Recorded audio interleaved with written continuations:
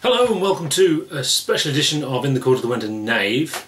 I'm going to be looking at Deep Purple Long Beach 71. This is a tremendous coincidence. We have these things happen often. It's like when we reviewed Camel and then we went to see them and it was just a coincidence, and by chance the week we're doing Fireball, which we're about to review in a minute, you can look at that video as well.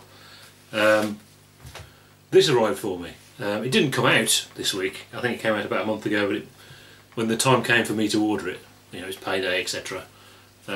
This week was the time it came, which is really interesting.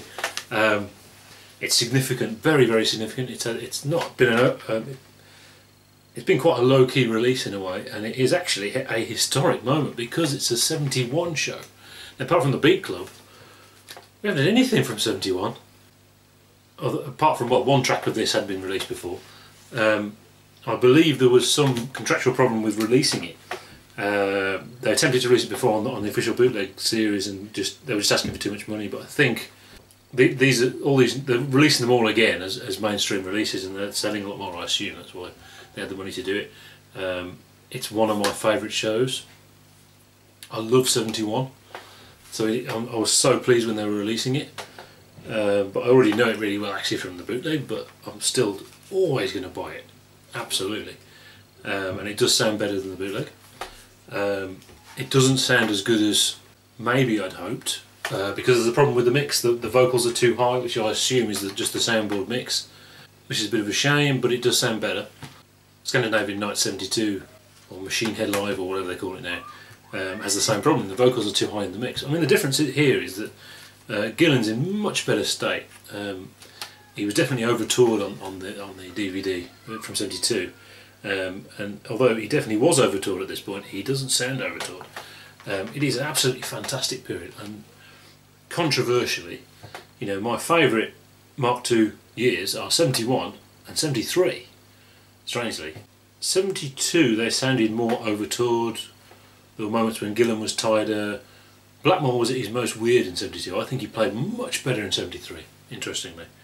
And although they were just touring to death and they were just repeating and repeating and going over and over and over, they got really good. And at this point though, before that, they were still jamming. They were still playing loads. Anyway, less so in 72. So that's fantastic. You know, it's got what may be my favourite versions of at least two of the songs, so that's fantastic.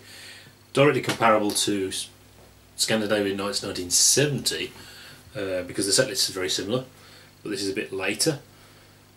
Overall, I think the playing is better than on Scandinavian Nights, where I think they were possibly a bit too relaxed, or maybe a bit tired. I mean, that's a bit of over the top thing, because obviously it's a really classic show, that is. But this is I just preferred the playing on this one for whatever reason. They were touring with the Faces, so there was kind of a competition between the two. And on some shows they would headline, and some shows the Faces would come out on top. But a lot of the time they were sort of showing up the Faces, which isn't surprising.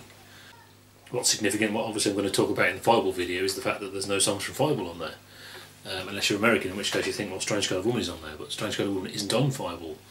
And that's because they didn't play much stuff from Fireball. As soon as they introduced bits and pieces, they got replaced. At this point, they were just still playing. You know, basically, Into the Fire has been replaced with Strange Kind of Woman. Bring That Neck is gone, although soon to be replaced by Lazy. And there's no encore, so there's no Black Knight. Other than that, it's that same set list. It's intense and it's fantastic. Speed King. Speed King is first.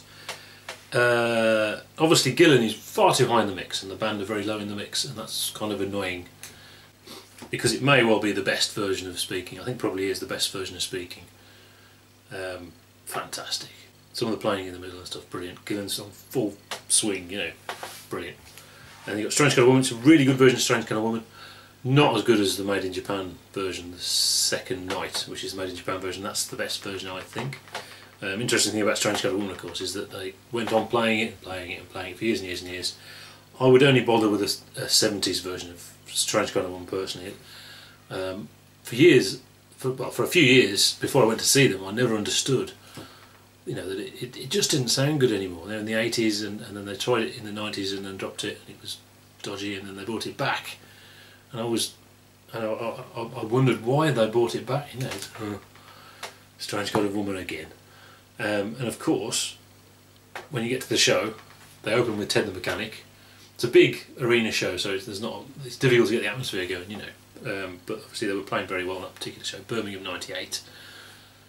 But when they played the second song, Strange Little Woman, the place erupted, obviously. And they don't do the call and response thing anymore. He doesn't do that, obviously, because his voice has changed. Track 3 is Child in Time. I think this is the best version of Child in Time. I'll give you a moment there to digest that. I think it's better than the album version. The middle section is better than the Scandinavian Nights 1970 version, and of course the Made in Japan version is abridged. It's the same length as the album version. It's no longer has the extended middle section, which is really annoying. And of course, with Made in Japan, the third night generally was better, which is not what's on the album, except for Lazy. And this has that full bit in the middle where it all goes down and you've got loads of organ work trading off with the guitar, and then it comes all back up again, and you know, that's the version.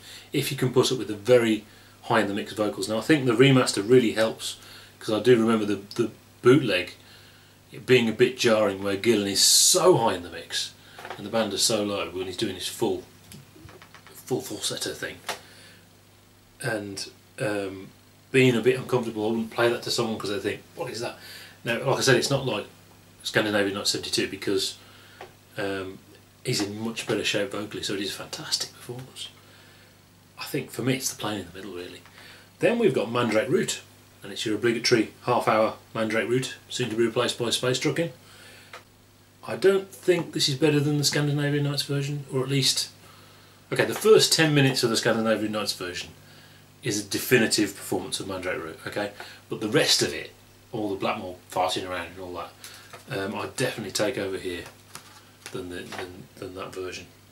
So yeah, an epic moment, and people there's no fanfare. It's like, oh, it's just another show. Ah, awesome! You can watch our 5 review now.